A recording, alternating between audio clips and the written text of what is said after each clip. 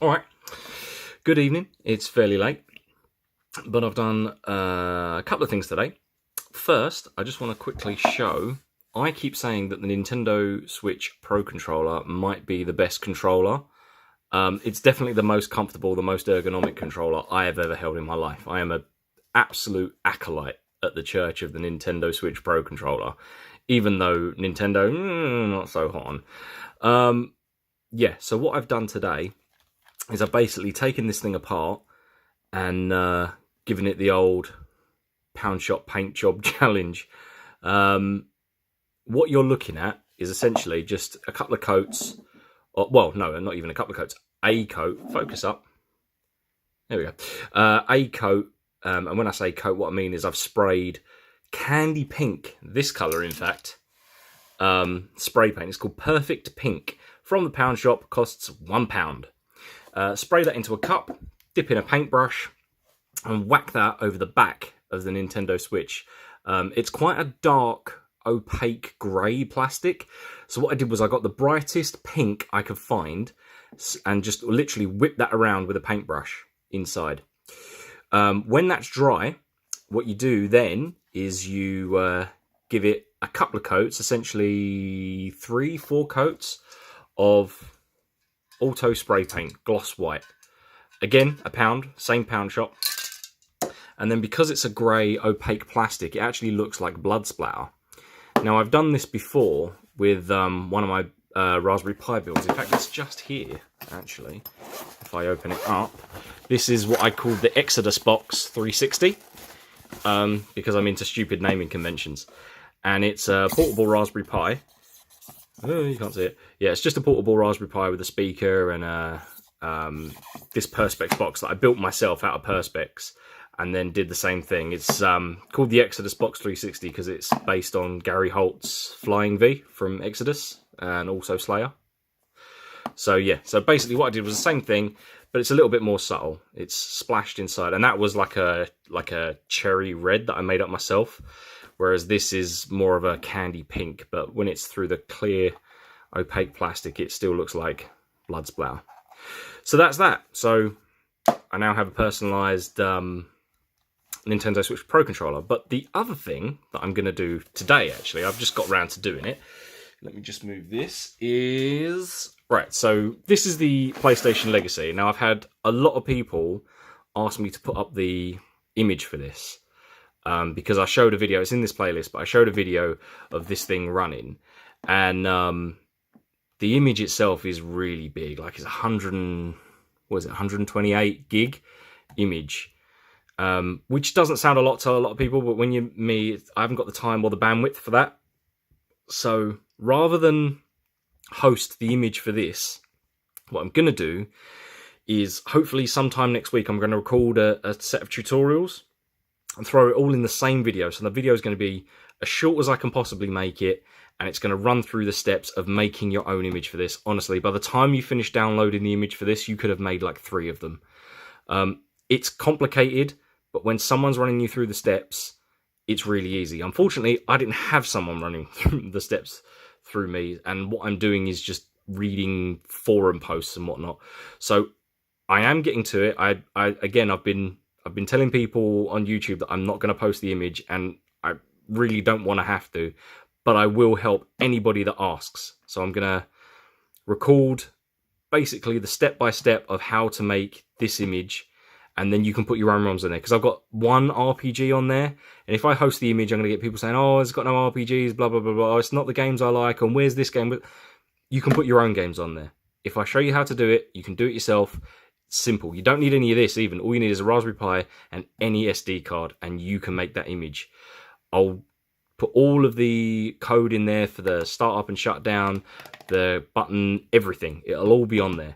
And I'll even host the... I'll even host the assets that I made. So the paint splats and the, the screensaver and the startup and all of that, I'll host it all. So you don't have to worry, you don't have to make it yourself. I'll put it up on there, it'll be in the description box.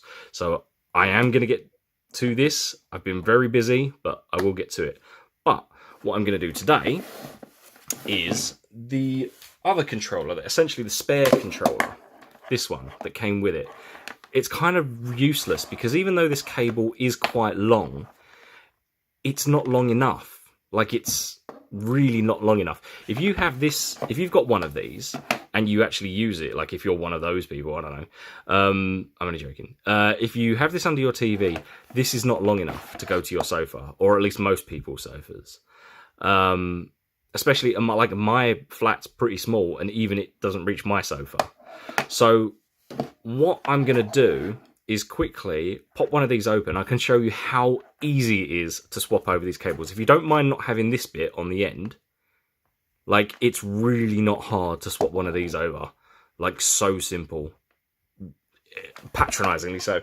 So what I've done is I've gone onto eBay again, and in keeping with, I mean, even things like this, total cost of this, even if I didn't have the white, £2 from the pound shop. I believe in keeping things super cheap. These rubber things on the sticks, again, £1. It's the whole thing here. So the white paint, pink paint, these, what's that? That's £3.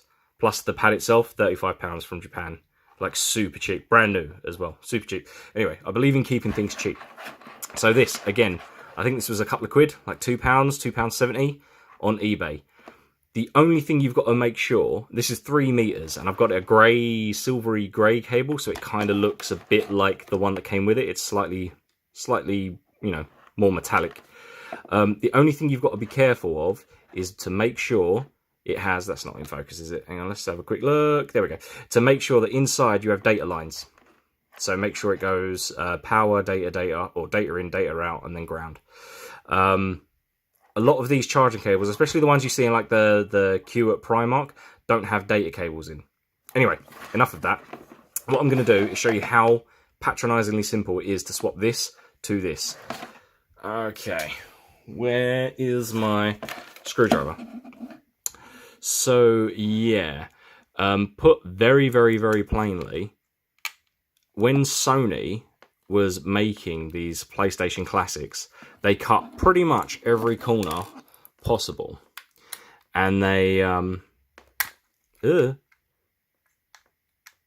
decided that rather than soldering in power cables, rather than soldering in data lines, rather than doing any of that, they would just buy a load of generic USB cables and put that little PlayStation style memory card plastic thing, whatever it's called, what would be the controller tip, like that, on the bottom of all of them. I don't even think there's one in there. Did I take that one out? I don't know. I'll come back to that one. So yeah, it's actually patronizingly simple. Take these out. Unfortunately, when they machined these screws in the factory, they really did over tighten them. So while saving money on doing that, they have machined in these screws so tight. I'm going to pause this and be right back. Hang on. Okay, so very quickly, all the screws are out. This one and this one in particular were in so tight. I don't know why they're screwed in so tight, but anyway, let's pop this open and you can see what I'm on about. See, what they've done is basically buy a load of generic USB cables and just plug them in to this tiny little PCB. So if you want to swap it over to a longer cable, like I have, it requires 0 soldering. All you've got to do is put in the cable and make sure you have enough room to wrap around these notches out of here, like so. Can be a little bit fiddly, but like I say, I'm not using a soldering iron. Make sure it's in nice and tight, and there you go. You now have a 3 meter long Sony Classic controller. All you've got to do is put in those impossibly tight screws back in, not as tight, and there you go. Like I say, as long as it's got data lines in, make sure it has, not the cheap charging cables you get from Primark, but like a decent one. You can get them on eBay. Like I said, I got this for a couple of quid.